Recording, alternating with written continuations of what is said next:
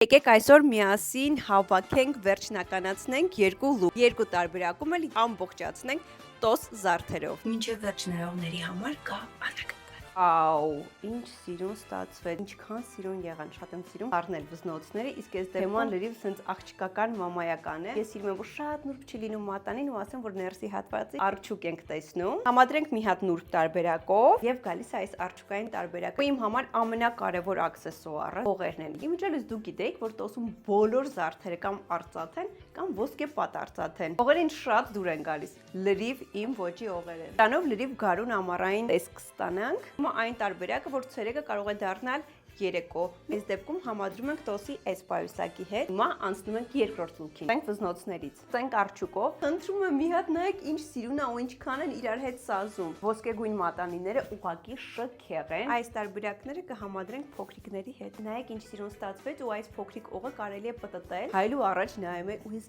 իրոք չեմ կարող ասել, որի հետ է ավելի լավ։ Քան շատ բան եմ փոխում զարդերն ու աքսեսուարները։ Շատ է սազում այս կարմիր տարբերակը։ Կաթնագույն, որը կրկին այս լուքի հետ շատ սազում է։ Այ հիմա վիդեոյի ամենավաու հատվածը։ Մինչև ապրիլի 7-ը, եթե Glovo-ով պատվիրեք տոս, իմացեք, որ տոսի բոլոր բեսթսելերների վրա գործում է